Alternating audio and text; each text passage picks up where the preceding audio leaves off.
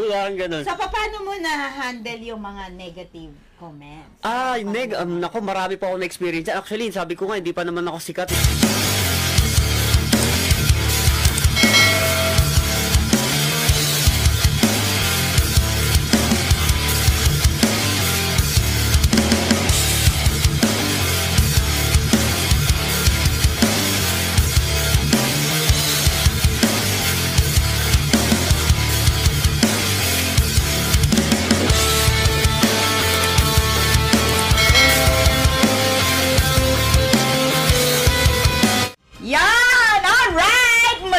Magandang araw po ng Lunes sa inyo lahat at syempre na to kasama natin ang aking Jaime Junior at TV.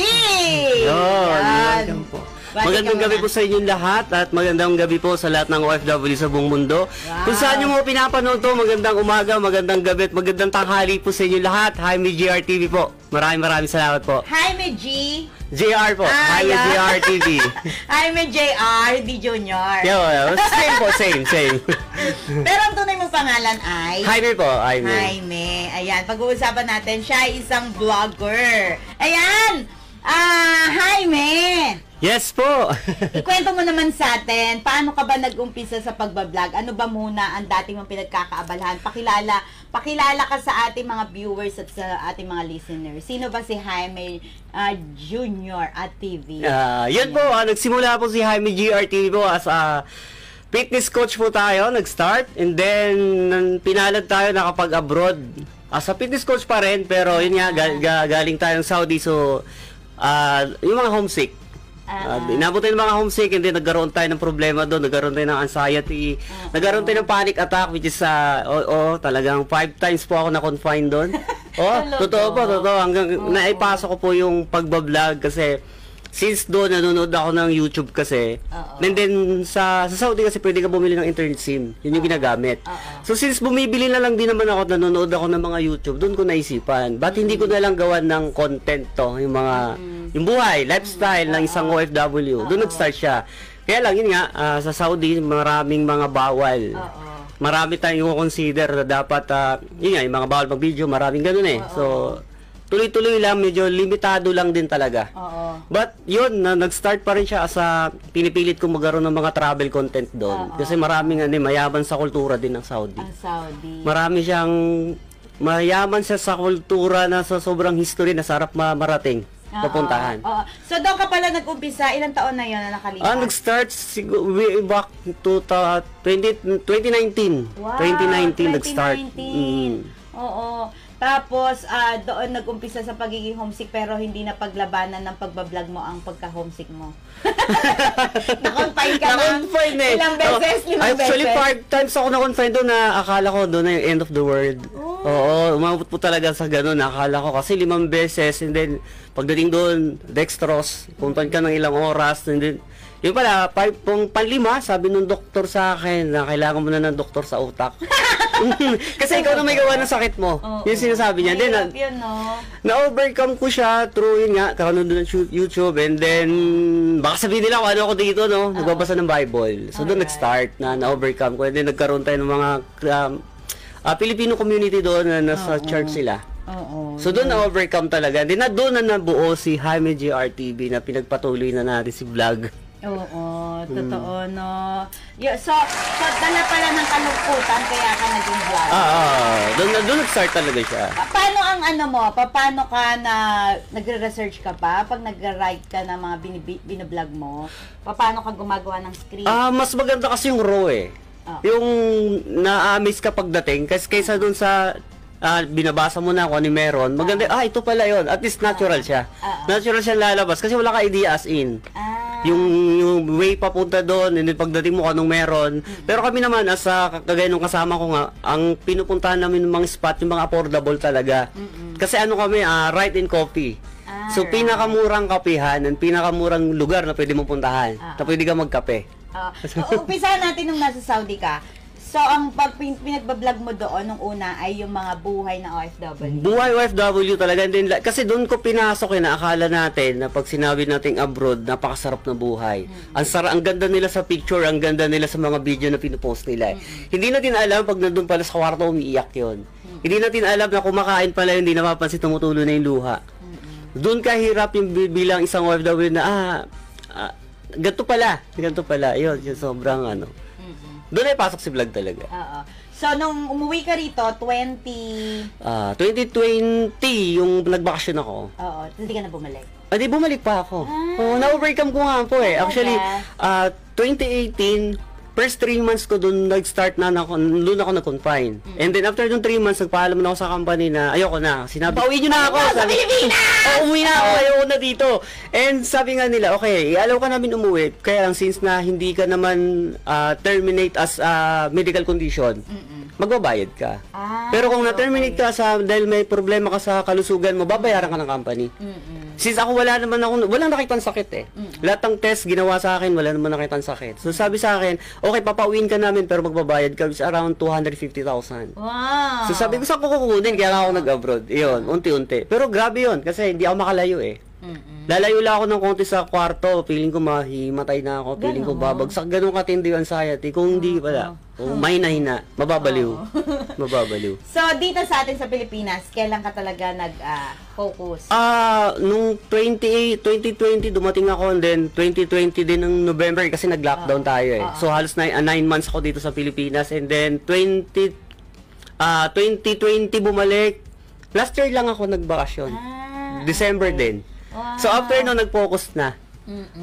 Tinry naman, ganun talaga, hindi naman tayo pumasok sa as a content creator na famous o kilalang tao. Kumbaga dahan-dahan. Dahan-dahan siya. Paano ka nakakagawa na, paano mo na-ensure na yung mga binablog mo, nakaka-connect ka sa mga viewers mo? Usually, ano ang mga viewers mo? Siyempre, OFW din. OFW, and siyempre yung mga mahilig din mag-rides talaga. Yun ang target namin. Kumbaga parang dinadala namin sila na, pwede pala tayong pumunta ron, mura lang pala yung kami. Pwede tayong ma-enjoy natin yung ride. Kasi kami talagang, to be honest, gasolina lang. Kung meron ka pang gas, may pang kape, talo-talo na yun, laban na. Malayo na mararating. Malayo na mararating. Hindi namin iniisip yung pupunta kami doon, kakain kami ng mga masasarap na pagkain. Hindi namin inano yun. Basta makapagkape tayo, palag-palag lang, sabi nga nila. Palag-palag na kape lang. Medyo mahal ba ang pagbablog? To be honest, oo. Kasi, let's say, kung mobile phone gamit mo, kung familiar tayo sa iba na gumagamit, blurry siya eh. And then, sobrang wala talaga. Pero kung high-end naman ng camera na kung sa cellphone lang, medyo okay siya. And then, syempre, gumagamit ako ng GoPro.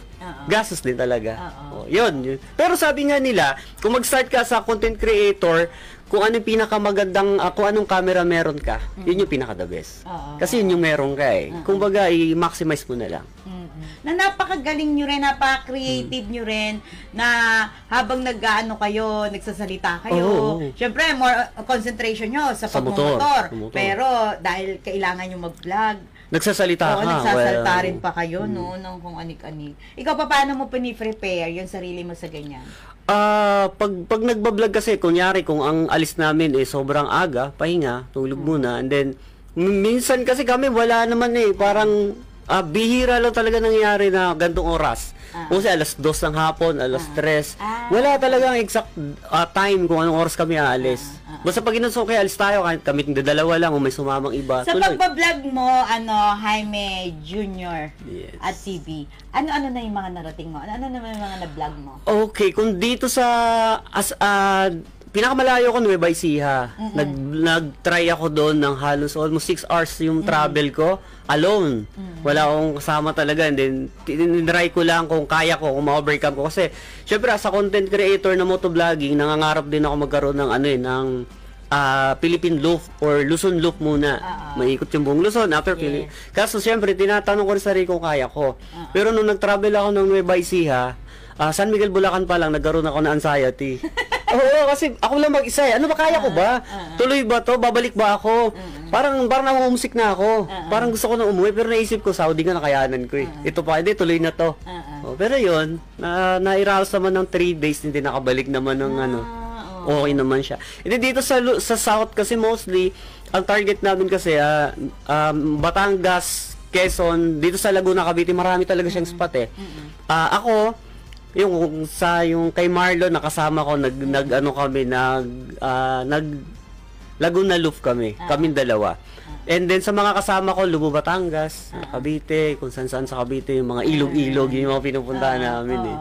Meron ako nakikita palagi yung sikat na sikat sa mga riders, yung Marilaki ba yun? Oh, Marilaki po talaga. Kasi sikat siya kasi doon, kung bagay yung mga banking, hindi, bukod sa magagandang view, magaganda yung sinasabi nilang banking. Kaya maraming namimiture doon, namimitik ka. So, sa mga kamoted riders dyan, shout out sa inyo kasi ginagawa po nilang racetrack eh.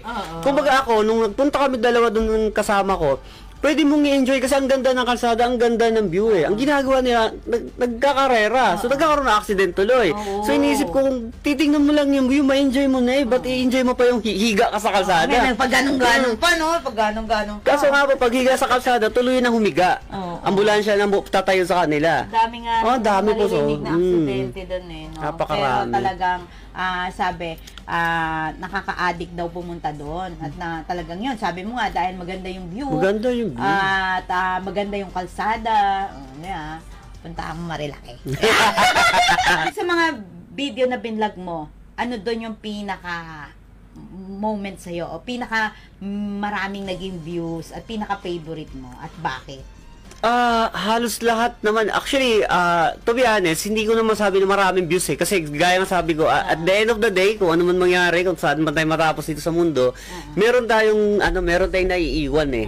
Kumbaga, hindi natin ganun naman po talaga as a content creator, lahat ha. Kumbaga, bibigyan ko na lang din na advice yung iba. Yes. Wag mong hangarin yung mag-earn ka ng pera as a content, kasi hindi mo talaga ma-enjoy yan.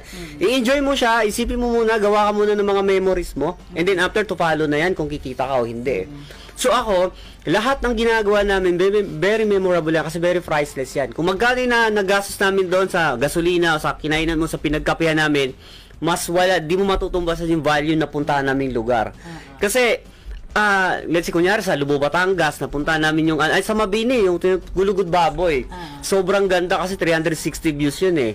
Kita mo buong Batangas, pati yung Mindoro. And then, ang ganda nung sunset niya. Sunset, sunrise, pwede doon, may kita mo kasi, parang napakasarap lang, napakaganda lang ng Pilipinas talaga. Pag narating mo yung mga gandang view sa Pilipinas. Pangarap namin talaga maikot yun. Marami naman ang nakakagawa kasi mga sikat na sila eh. Isa din sa mga tinitingala namin ng mga motovlogging yun eh. Nabanggit mo yan, sino ang pinaka-idol mo o sino yung gusto mong makasama sana sa pagbablog? Kung makakasama, syempre, andyan si Boy First Time, si Mac. Beses nila inikot ang buong Pilipinas, Syempre, si Idol, si Jet Li, kasi taga Cebu. Cebuano din ako. Yun din, naikot niya na rin. Pag may mga pagkakataon na mabigyan tayo ng mga opportunity na makasama, why not? Syempre, mga idol natin yun eh. Nagkakaroon din kayo ng mga meet and greet? Kasi, siguro, sana soon. Pero syempre, hindi naman tayo famous eh na, actually, meron lang isa nangyari sa Casa Peregrine ba? Hindi, basta somewhere in Taytay, simbahan doon na may malaking Mama Mary. Nagulat ako kasi may mga nagpa-picture ng mga, well, parang ang sarap lang sa feeling. Sir, picture tayo. Libre kami. Uy, di pa ako sikat. May mga picture na. Parang sarap. Pagka ganun may nagpapapicture na sa'yo, tapos sa malayong lugar, ibig sabihin, sikat ka na. Napapanood ka nila. Then, dito din sa may sa Tayak, sa may San Pablo, may pinuntahan din kami doon. Yung mga riders doon, mga nagbabike lang sila. Nagpa-picture din sa amin. So, sir, picture tayo. Tapos nangingin ng sticker. So, parang, wow, sikat na kami. Parang ganun lang. Sarap lang sa feeling. Pero yung gaya nga po sinabi niyo, may mga meet and greet na pag dumating na kami sa point na may mga ganun na, well, siguro baka na Cloud9 na yun. Nasa Cloud9 ang feeling yun. Bukod sa motor, sa mga coffee shop, sa mga kalsada, sa mga lugar, ano-ano pa? Ganun po. Kumbaga parang, parang at least talaga malaman nila kung anong meron doon. At siyempre, honest review, kung hindi maganda rito, ito yung problema rito. Ito naman yung kinaganda rito. Ito naman kumbaga parang meron kang pros and cons dapat sasabihin mo para at least yung mga nakakapanood magkaroon ng idea, ay okay pala doon, ay hindi pala okay doon. So even sa mga gamit, kumbaga na way back nung nasa Saudi ako, lahat ng mga gamit ko nire-review ko na, which sarili ko naman yon, at least alam lang nila kung mag-idea sila kung bibilin ba nila o hindi. Ano ba yung pros nito, ano yung cons nito. So ganun din. Meron ka na ring mga pinopromote na mga halimbawa helmets, mga motor shops, mga ganon. Meron na rin. Actually, wala pa. Pero one time, nung nagpunta nga ako ng SEC, dyan sa Dasmariñas, ay mag-opening na pala ng November 9. Ipopromote ko na rin sila kasi nagpunta ako doon. Sa SEC Dasmariñas, Cavite, nung nagpunta ko one time, may binili akong isang item doon, and then ginawa nila ng vlog yon. And, syempre, SEC, baka naman. Andito lang ako. Tataas na pressure mo kasi nag-guest ka na sana nga. Sabi ng aking nene Javier Maria, sir, sana makasalubong ka din namin pa-picture din. Sige po. Saan ka ba naglalagi? Taga San Pedro po ako. Upper Village po, Barangay Nara po. And kung makasalubong niyo po ako, picture tayo. Sir Jaime, ayan, bumalik tayo sa tanong ko sa'yo. Meron bang isang event sa buhay mo na sobra kang na-inspired? Kaya nawala yung anxiety mo, tapos nalulung ka sa pagbablog. Nalulung no? Sa pagbablog at pagpupunta sa iba't ibang lugar.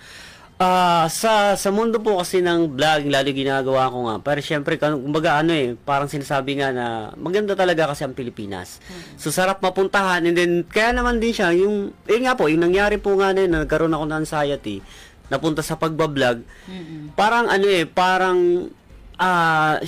from the start, okay, parang YouTube lang tayo, content lang, gawa ka lang ng video. Pero syempre, at the back of my head, kahit sino naman dyan, iniisip talaga na soon maging source of income. Pero syempre, wag natin asahan yun agad-agad. Kasi talagang lulusot ka sa butas ng karayom. Bago mo iba nga dyan, 10 years Oo. Sa pagbablog mo, Sir Jaime, nakaranas ka rin ng nagkamali ka sa mga sinabi mong info, gano'n. Nagkakamali ka rin. Meron siguro, pero hindi ko pa hindi kasi sa akin kasi parang lagi naman dapat kung ano yung sayo Kumbaga parang ito yung ito yung perspective ko, ito yung opinion ko sa napuntahan. Hindi naman pwede na parang parehas tayo. Kung yun yung sa inyo, well, siguro yun yung inyo. Ganun. So, paano mo na-handle yung mga negative comments? Nako, marami pa ako na-experience. Actually, sabi ko nga, hindi pa naman ako sikat, may mga ganun na. Pero iniisip ko na lang, baka sumisikat na. Nakakasikat yun. Oo, yun nga po Pero again, ano po yun Parang, minsan, tinitake ko yun na kailangan ko matutunan. Yes. Kunyari, yung mga lumang video ko, nagugulat ako, may nag-a-appear siya, parang mga 2 years ago. Mga ganung video siya, nag-upper siya, tapos ganito yung comment na, parang ang pangit naman nga ng lakas ng sounds. Oy, sorry po, hinayaan ko na lang. Pero naisip ko, malakas ka talaga yung sounds, music background ko. So, yun, parang siguro lang, mas maganda, kasi nakakapag-adjust ka. Doon mo nare-realize, may mali nga. Tinitreat mo siya as positive. Positive, oo, kailangan talaga ganun. Ayan, ikaw, Sir Jaime, sa rami na napuntahan mo, sabi mo nga gusto mo nga i-loop ang Pilipinas. Ano yung ideal vacation na gusto mong mapuntahan na magra-rides ka at the same time magbablog ka rin? Cebu kasi pinanganak ako sa Cebu. Pero since 1992, pumunta na kami ng Laguna. Okay. Since then, hindi na kami nakabalik ng Cebu. 1992? Since 1992 pa. Tagal na. Kaya parang sabi nga nila, sobrang ganda daw ng Cebu. At marami magagandang spot talaga sa nakikita ko. Ay, ibig mo sabihin, gusto mo mapuntahan ng Cebu na nakamotor ka lang? Opo. Talaga? Kung kayanin ng budget. Kasi syempre, hindi ka makakapunta ng naka-aeroplano ka. Hindi mo enjoy. Hindi mo dadali motor mo. Oo, hindi mo enjoy. Maganda kung magmumotor ka, syempre, ang ganda ng matadaanan mo lugar Wow. Pwede ba yun? Pwede po. Ganyan nga po yung Philippine Loop. Di ba? Yung mga naglo-loop talagang sinasakay lang nila ng Roro. And then pagdating doon sila motor ulit, nakakarating sila from Luzon to Mindanao through motorcycle. Ang saya. Wow, sarap. Cebu. Cebu pala ang ideal. Pero dahil ikaw ay Cebu. If you could be someone else, kung ikaw ay magiging someone sa loob ng isang araw, sino gusto mo na maging ikaw? Parang ano to Parang beauty queen, no? Parang beauty queen, Na ikaw ay bilang ikaw ay riders, vloggers, meron kang nililook up na sana ganun din. Sana gusto ko maging ganun for one day. boy, ano talaga, si Boy First Time. Bukod doon, syempre si Gio Ong. Ong Fam. Kasi puro kasi pagdating kasi talaga sa Pilipinas, hindi ganun yung content. Pero sana ako din yan.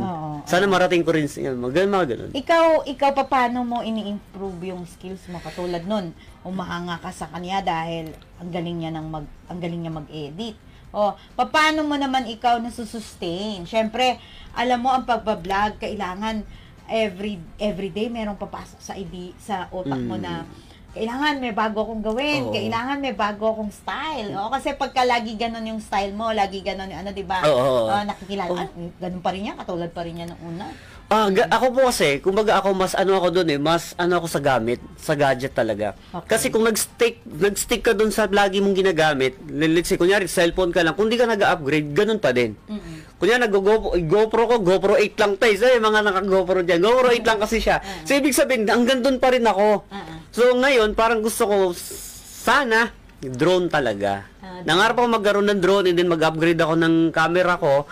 Kasi at least, kung naka-drone ako, meron akong panibagong shots. May aerial shots ako, may aerial view, kumbaga sabi nga.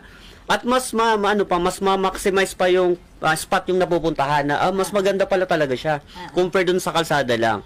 So doon ko nilulook up na sana soon maging ganun yung way din ng vlogging ko. Ang galing ng mga vloggers, no? Biruin mo, na-experience nila itong mga bagay na to at the same time, napopromote nila yung Pilipinas. Kasi, magkano lang naman sa Pilipinas nga pala, 1,000 views per $1 for 1,000 views.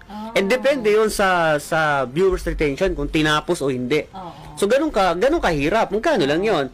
Kung wala ka pang 1,000 views na isang video mo, di halos wala pang 100 diba? pesos. Kumbaga sila, kukuha ka lang ng mga subscriber mo, but in the end, doon ka pa rin babase na soon may mga ganitong sponsor, may mga ganitong alam mo yun, yung mga opening ng business nila, iba-vlog mo sila, pupunta ka sa mga basta about business o ano man, yung kung pagdating doon, yun, parang ang ano ko, no, sayang ako ang daming nag-i-invite sa akin ng mga ganyan. I-vlog mo naman to, i-picture mo naman to.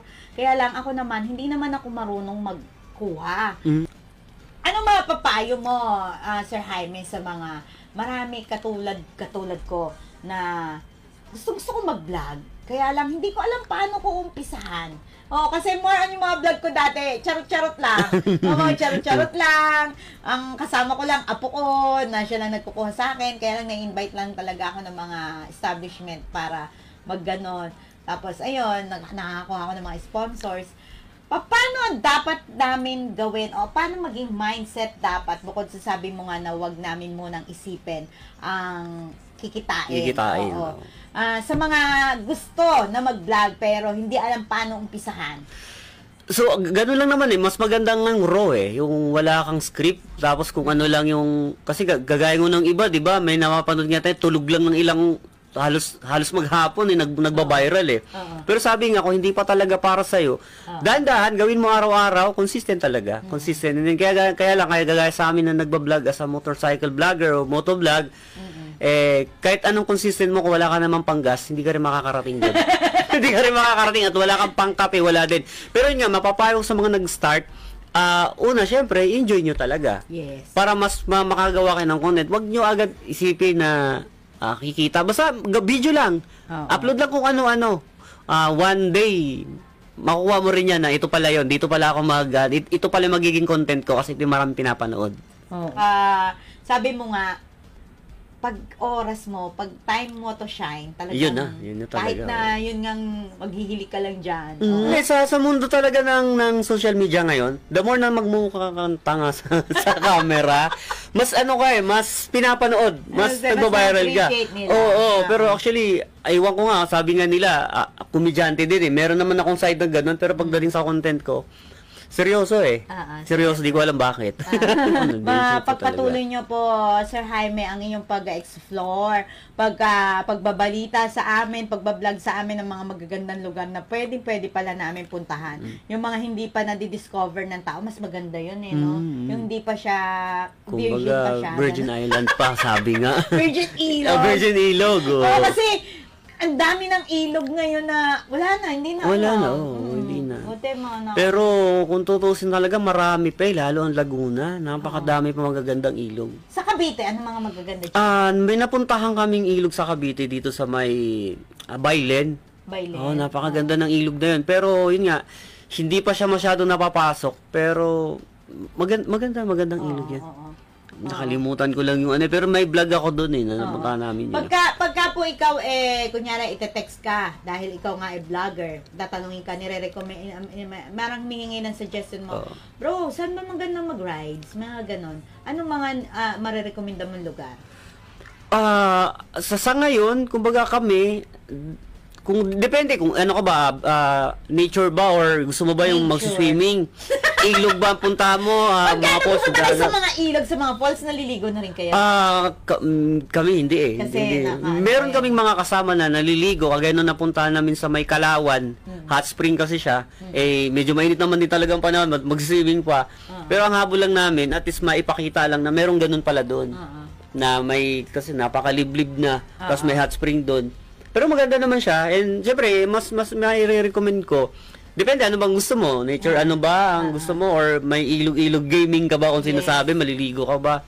Pero kung mga nature lang, Batangas, madami rin sa Batangas. Kagaya ngayon sa napunta namin sa, yung, di ko makalimutan yan yung Gulugod Baboy. Wow, talaga napakaganda ng sunset pag inabot mo yung sunset doon. Wow. Sobra, halos, nako. Ayan, Sir Jaime, thank you so much Maraming salamat po. Pagpatuloy pa rin ang pagbablog at good luck sa'yo. Pero dito, bago tayo matapos, meron tayong iiwanang aral ng buhay. Ano ang aral ng buhay ng Jaime JRTV? Yun, kung may pangarap ka, gawin mo lang. And then, syempre, dasal. Tapos, tuloy-tuloy lang. Kagaya nga, i-ano ko na lang yung sa YouTube, i-relate ko. Kung gusto mo, pagpatuloy mo, kung ano man sabihin nila, whether negative or positive yan, take mo pa rin as a positive, and then, dahil pangarap mo yan, tuloy mo lang siya. Laban lang. Kumbaga parang, huwag ka magpanghinaan. Gusto mo yan Tuloy mo.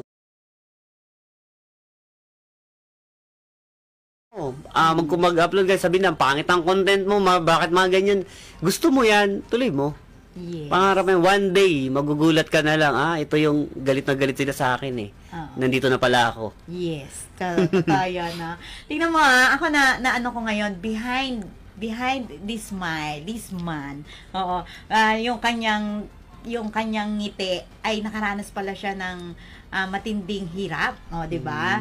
Matinding hirap, a lot of hard work, stress, anxiety, pero kailangan thankful tayo sa lahat ng bagay na meron tayo ngayon. 'Di ba? Ginibap niya ang kanyang pag sa Saudi kasi talagang meron siyang pangarap. Tayo ganun din. Pag meron tayong mga gusto, meron tayong gustong gawin, kailangan gawin natin. Sabi nga, ano ba yung sabi ng aking brother Arun nung Sunday?